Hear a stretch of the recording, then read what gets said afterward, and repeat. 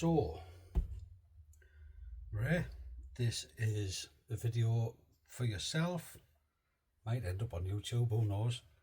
This is your HW100. I'm going to do a service on it.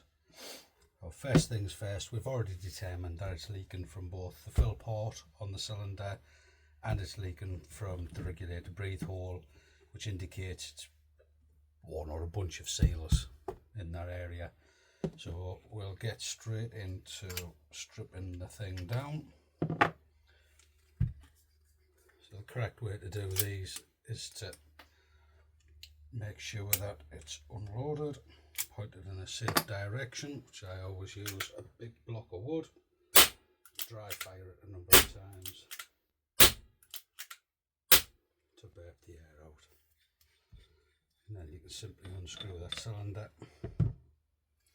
While we're at it, we'll degas that.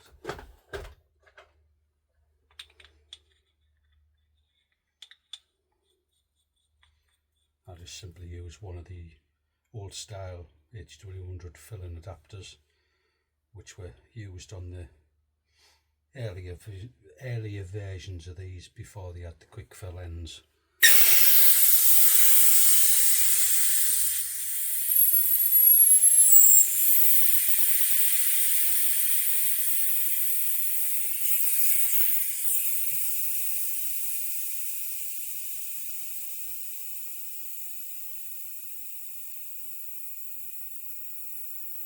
Move that to one side just so it can acclimatise. We'll start with this. Excuse me while I'm in and out of shot grabbing some tools.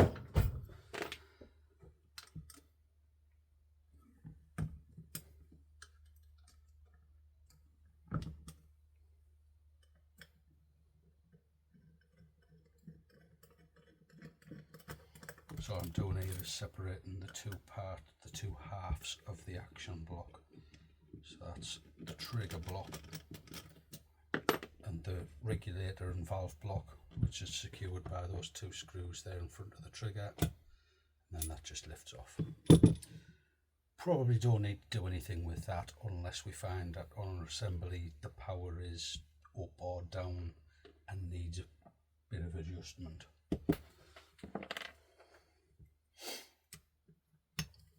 There's an angled screw in there, which is a grub screw that locks the barrel into position. They're never tight. You don't want to over tighten them or you start to damage things. Let's barrel out. Take that all the way out. What I always do is find a lid off a spray can, pop all the little bits in there so that you don't lose any.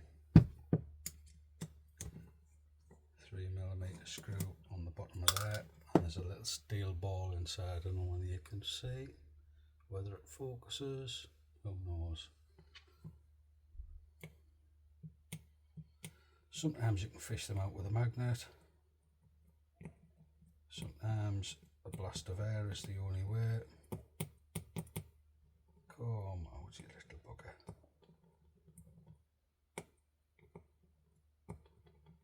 Typical, innit?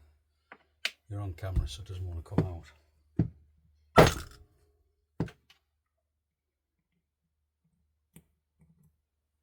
Right, we'll get that out another way in a bit. On the back side of the valve block, you've got the main valve unit on there. It's like an end plate. Again, that's secured with a couple of screws. It's under some spring tension until you get the screws so far out.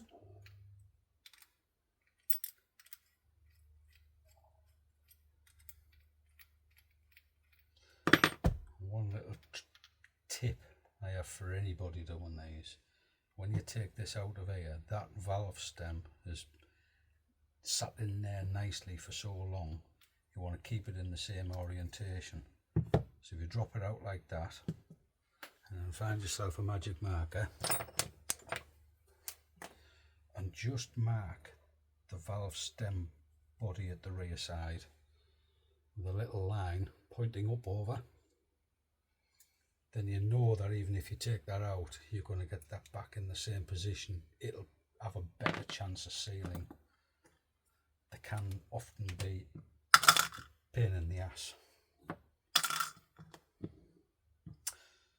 Regulator adjustment screw inside of there. Another tip I have is to mark the top dead centre of that. Let's use an automatic punch just to put one little divot in it. And I also measure it with a caliper or a vernier and just measure its depth within the body. So if I take that back to metric, it's 4.7 millimeters in. So once I've taken that out,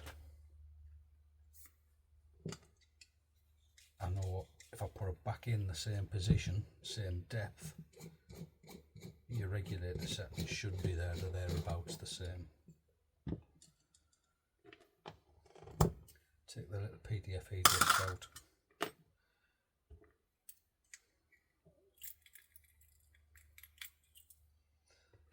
That's your Belleville stack. So there's 4 sets of 4 washers. They need to go back in the right configuration at a later date. We're going to clean all of these parts.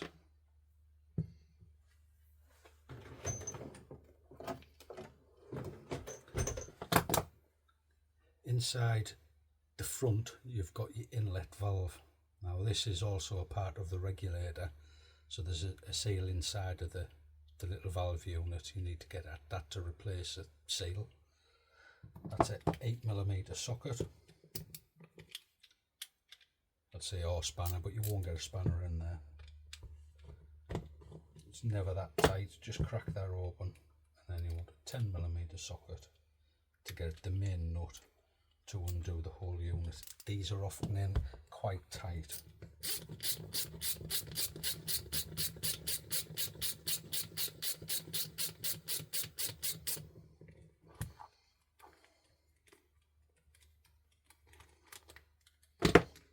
Once you've got that out, sometimes there's a seal on the back side of there, sometimes there isn't. I always fit one. I just think it's belt and braces. Remove the old seal off the front. Inside of there there's a little tiny spring. There's nothing else inside of the brass part. There is a little tiny ball inside of there, and there's a seal at the bottom which you need to get out. I use a pointed scribe. Basically stab the seal, grab hold of it, teasing it out of position, try and not to scratch any of the brass parts inside. If you do scratch the brass, you may well bugger it all up.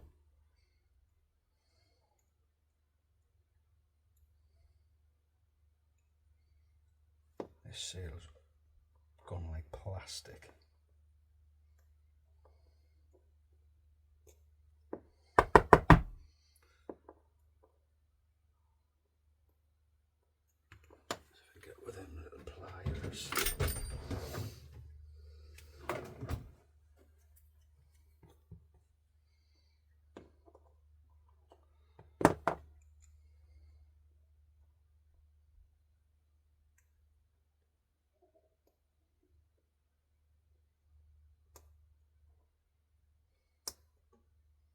Come out. Problem is there's a threaded portion of the hole here, and they don't want to get, when they've gone plasticky, they don't want to come past that easily.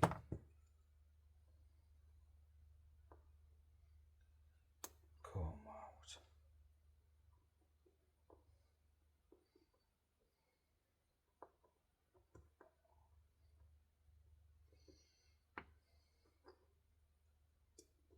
There we go. Put that in there. Everything will get it clean. And all I use for cleaning is EGR and carburetor cleaner. I found it the best.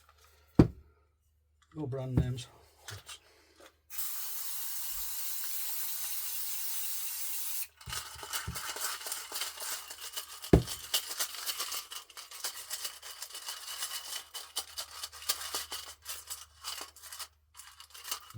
that soak for a little while. In the bottom of the block you've got 2 more pieces of the regulator. So from the valve side, use the 8mm socket and just push both of them through. They'll release, bringing hopefully all the seals with them. So it's 1,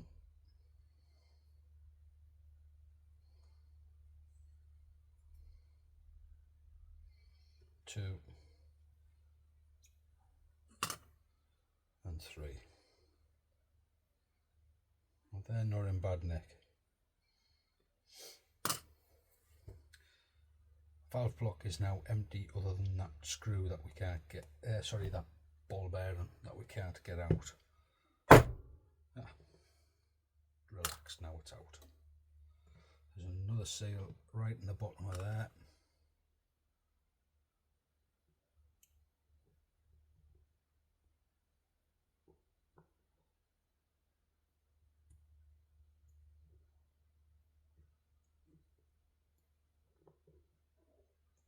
Which is always mashed up to hell. A tiny thing. That's now empty. EGR cleaner, clean everything out. Clean through all orifices. And just give it a good dry out. The good thing with the EGR cleaner is if you leave any of the liquid inside of it, by the time we get round to rebuild it, it's evaporated off. There's nothing left. I've tried other cleaning compounds in the past and they're nowhere near as effective. They don't dry off, they don't remove the unwanted greases and lubricants that modern air guns have in them. It's just, I just find that stuff brilliant.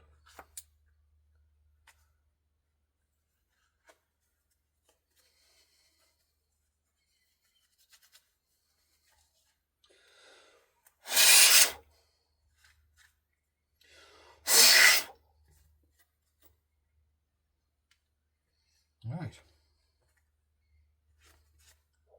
that is that, pretty much clean. Barrels tend to get a little bit of surface on them. A little bit of, it's basically WD-40 type stuff. Quick blast, stainless steel, washing up scrubby thing, quick rub over. Doesn't hurt the balloon in any sort of way. It just removes anything that's sort of dried on. Obviously if you scrub it really hard you'll hurt the balloon, but a quick rub over, they just look like a new barrel. I tend not to clean the bores out on guns. There is another O-ring on the back of here.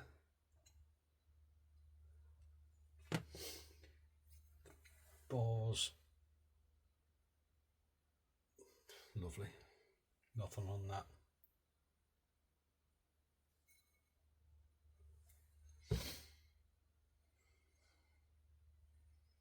Yeah, there's no need to do anything further with that.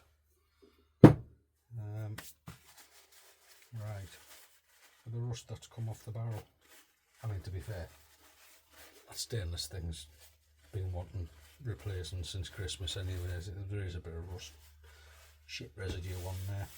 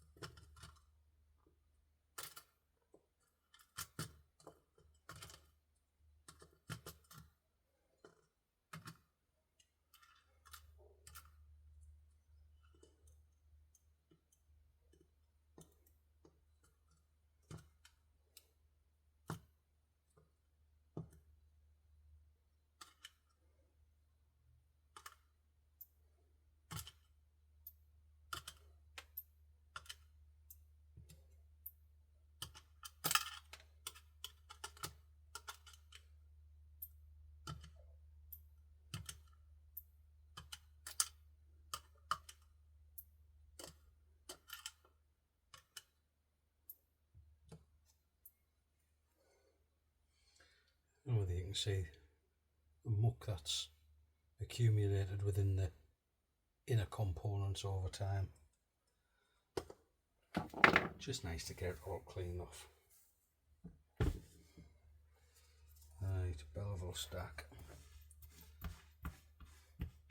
Clean them over, just give them a rub over the cloth. That gets all of the solvent off. I like to use a little bit of this Napier power oil.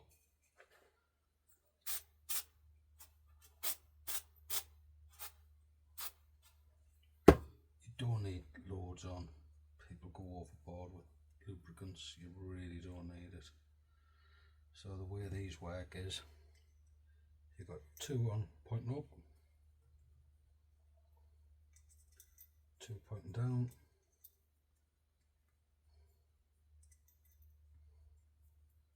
All I'm doing here is just taking off the thick of the oil.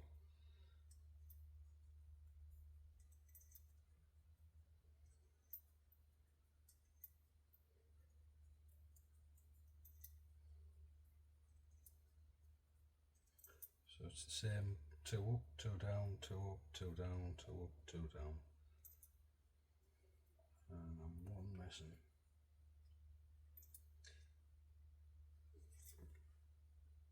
2, 3, 4, 1, 2, 3, 4, 1, 2, 3, 4, 1, 2, 3. Oh, there it is.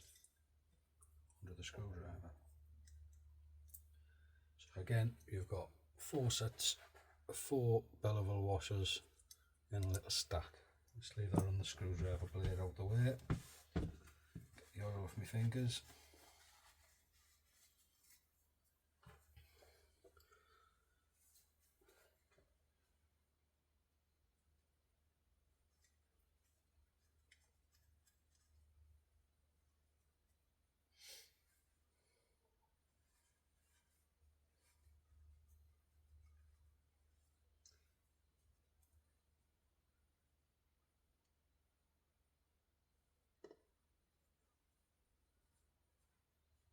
Just give everything, make sure everything's impeccably clean. It's got to be clean. No bits of swarf in them, no bits of dust or dog hairs, things like that. Anything that's inside of there is going to make it leak and make it work shit, basically.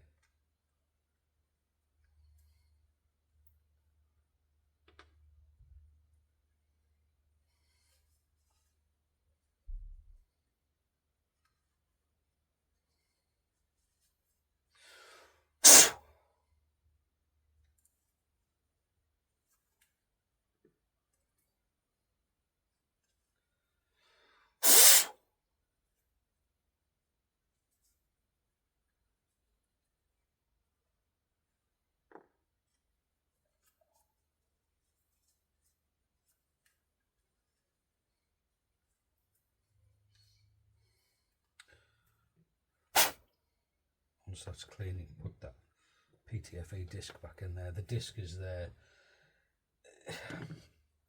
purely and simply to allow it to breathe, but to keep crud out.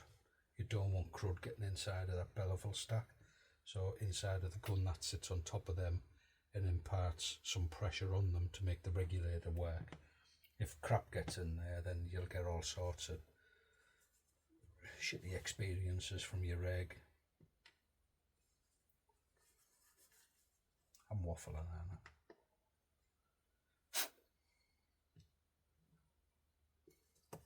Sound like I know what I'm on about, don't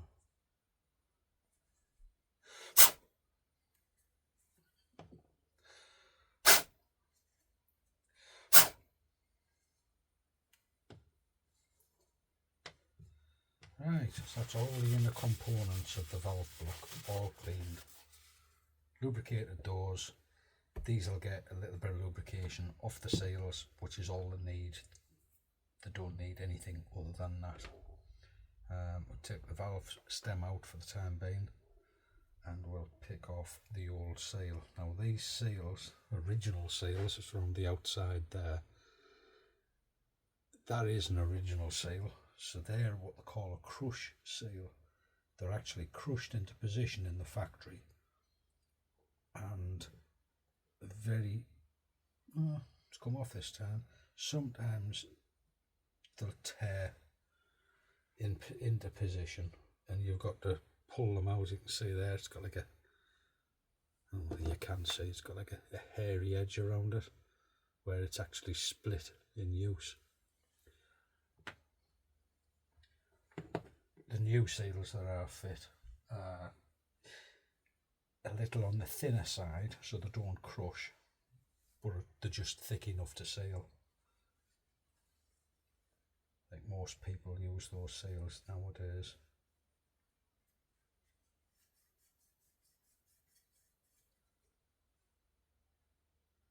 Right.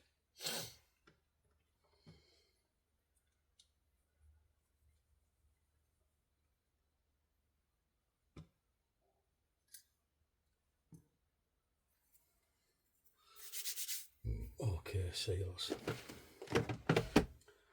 So what we need here is a sealing pot, a little bit of silicone oil, and we've got a little pot of silicone grease. We need 7mm diameter, that's internal diameter, by 1.5 thick, 2 of them. 11 by 1.5, 1 of them. 14 by 1.5, 1 of them.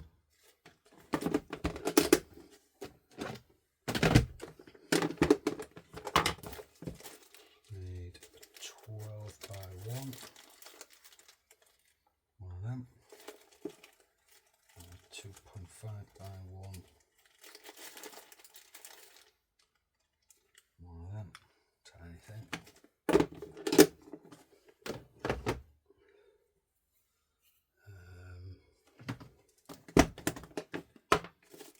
These are Weihrauch seals. These are, well, they're actually, there's a mix in here. So these are harder than normal rubber. Instead of being soft and squishy, these are quite hard and firm. So you need BS006 for your inlet, sorry, your fill valve, BS005 for the inlet valve. Found these work best. And then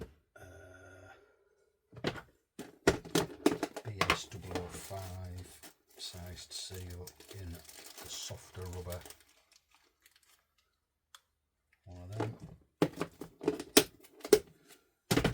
So that softer one, let's get a bit of oil on that.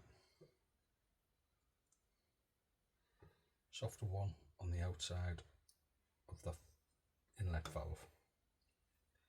In the bottom of there, you want the harder one.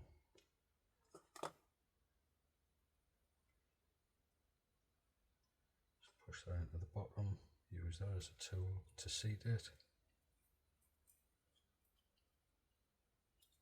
Once it's sitting in the bottom, it's the smaller of the ball bearings. A little tiny spring goes inside of there. Drop that together. Screw that down. 7mm by 1.5 on the back of there. I say you don't need that, I just fit it. It can sometimes be the saving grace. 14 on the outside of that.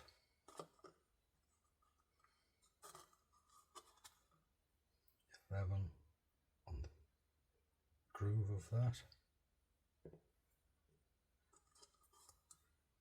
7 on the core. Well, these go together so that the seals are at opposite ends of each other. So like that. And that's basically it. That now, as an assembly, is ready to drop back in here. I always line up the little hole, which is basically the air transfer port, which feeds the firing valve. I always line that upwards just seems to work a little bit better. And basically you just want to push it in, give it a wiggle, and it'll fall into position. It'll go down about 4 or 5 mil down the hole, and then it sits against the rubber seal. Use your socket and just line it up and give it a little wiggle, and it'll fall into place. Don't push at it, just a wiggle. Seats the seal, job done.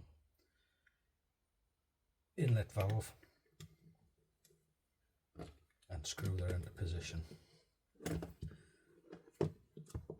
gone overboard with the bloody oil again. End up with it all over all the tools, and then I have to clean everything.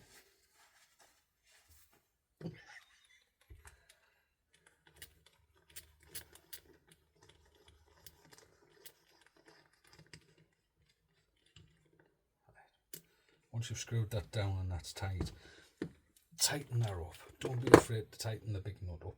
Obviously it doesn't need a 16 foot-pound torque wrench on it or something like that. It just wants to be tight down. Make sure that all the seals are nipped. And likewise, once you're down there, 8 mil, that just wants to be sort of finger tight. That's it. Don't go overboard with that. You will bust something.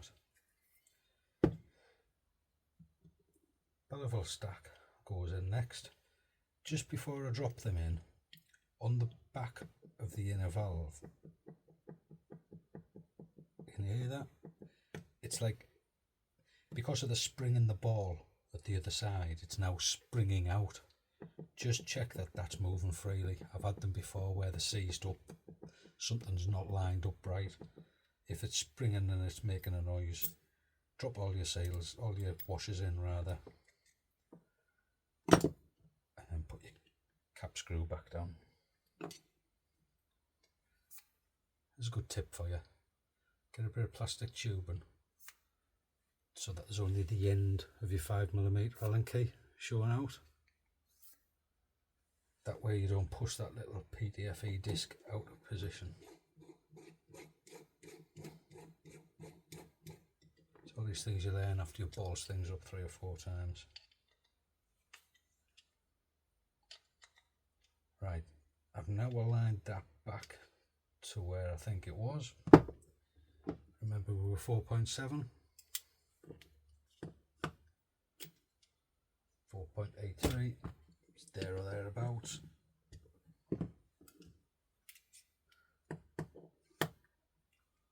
4.66. We're going to check this with the regulator gauge anyway to see what pressure it's actually running at. So it's not super critical, but it's nice to get it back to somewhere near where it was. Back of the valve,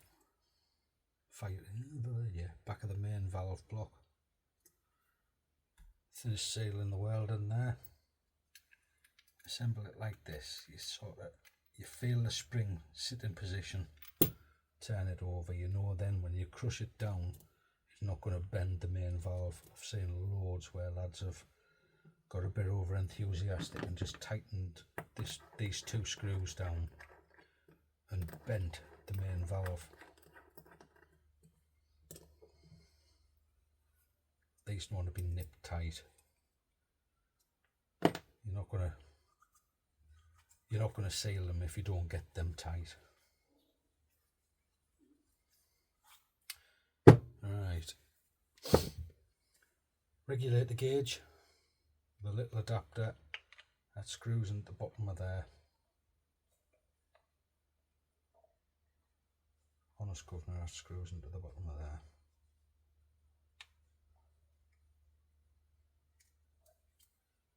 Just needs to be nipped tight. It doesn't need to be super tight.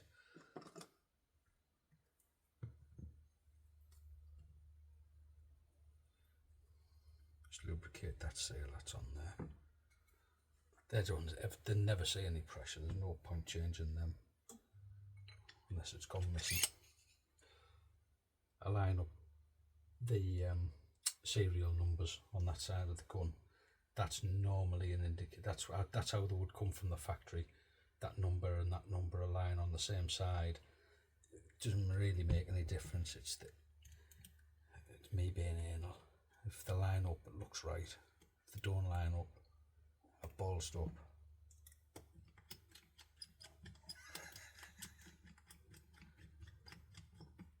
Nip, that's it. That's all I need, a nip. Don't need any more than that. Right, that is ready to set up, but we need to address the leaking valve on this. So that's now acclimatised. There's definitely no pressure in there. We can put that in the vise.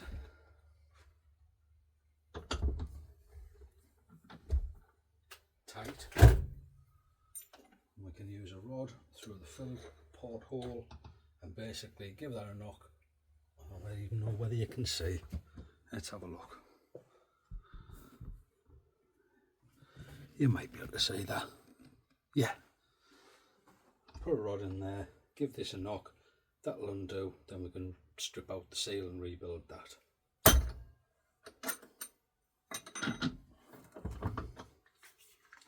You can buy proper tools for undoing them.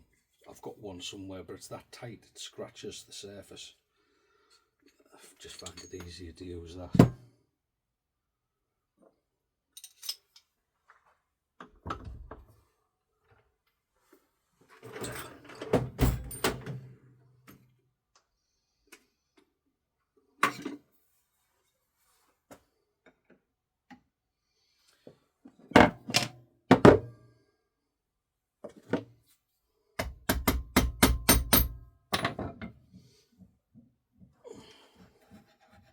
They're often in quite tight. I'll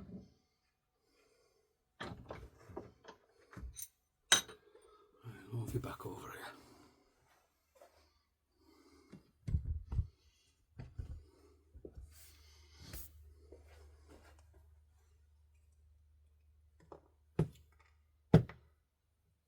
So on the fill valve, you've got a little brass stem, a little tiny brass washer with a rubber O-ring around it. Now that rubber O-ring is one of those hard rubber seals, and they go plastic in relative short time. You see that's just tearing apart. That's rock hard, knackered.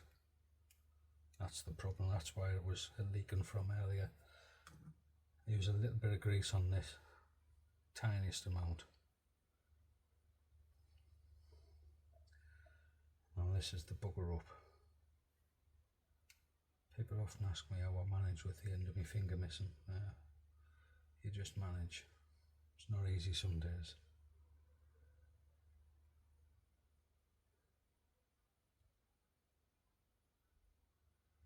Come on, you bugger. So that's that. That back on the stem. On the spring.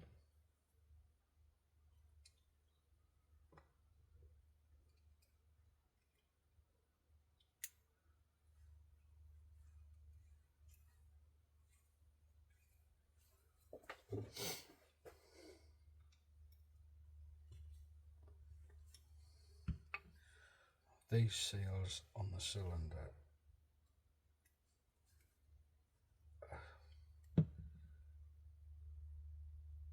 that's alright. I have got new seals of these, but they're a softer grade seal. These just seem to last forever. I think I've only ever changed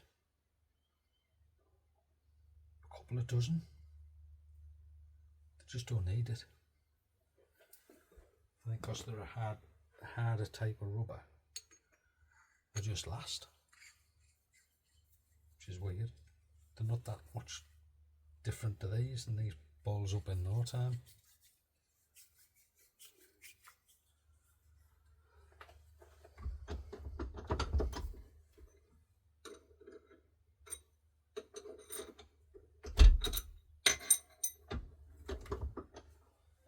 Right.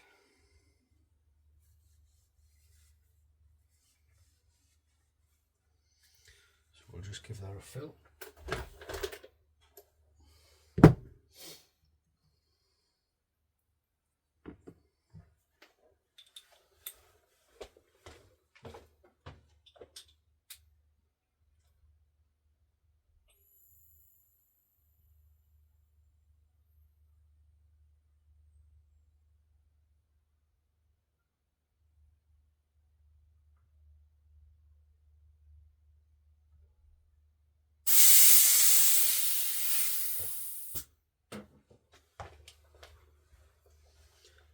can do at the minute, we've got it filled up to 200 bar. It'll drop slightly when it cools. We can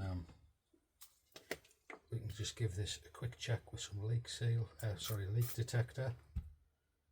If it was leaking, that would be bubbling like hell. Likewise on the vents of the cylinder, if anything was getting past that big seal, it would be bubbling out of there. It would be bubbling out of here. So there's no leaks on that. That's good.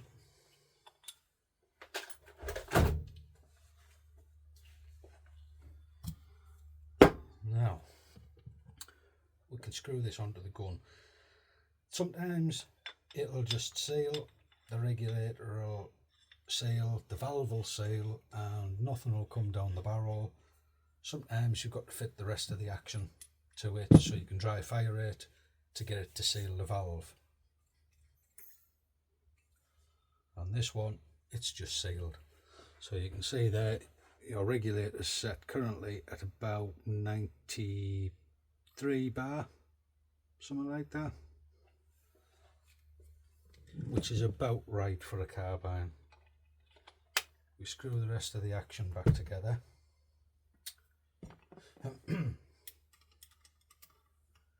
What we'll do is we'll give it a test over the chronograph and a few firing tests, just to make sure that it settles at that same regulator pressure. If it does and it's legal power, that's it, job done. If I think it wants a bit of adjustment, then we'll look at other things.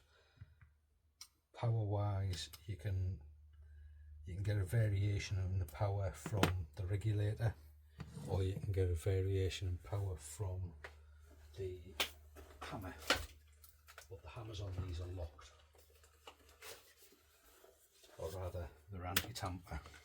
I'll just put a moderator on just to save the noise, because it's a bit late.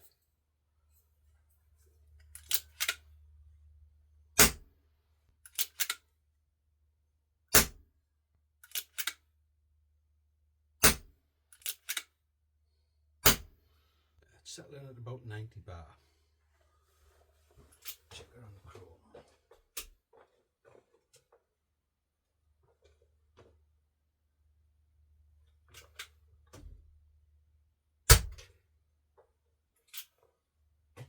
So that's 713 feet per second with the GSP heavies.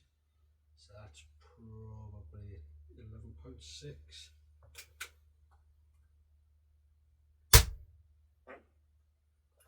776 feet per second with standard GSP 8.4, which is probably 11.4. 774.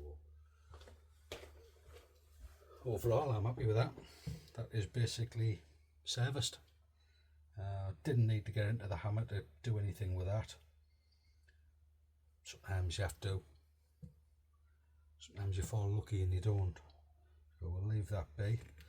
Next thing is just basically unscrew the cylinder a couple of times, fire the shots down, and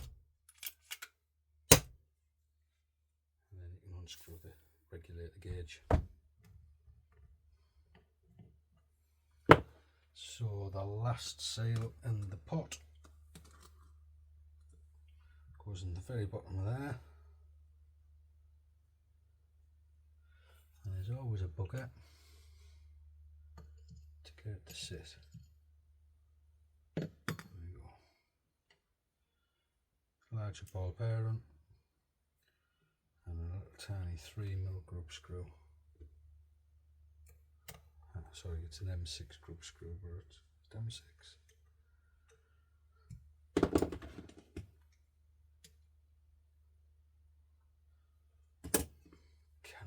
It's a 3mm hole and 3mm hex in it anyway. Screw it back together.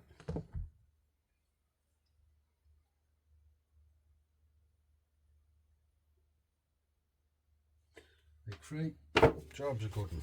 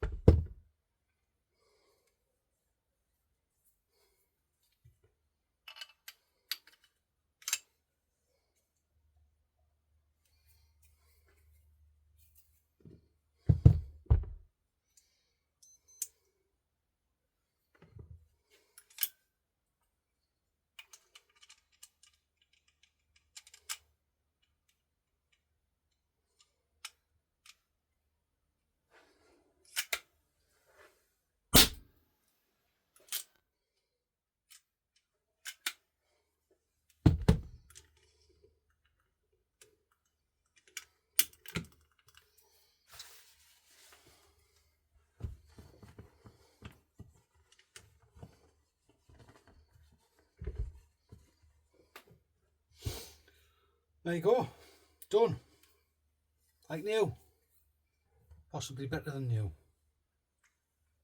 only you can decide.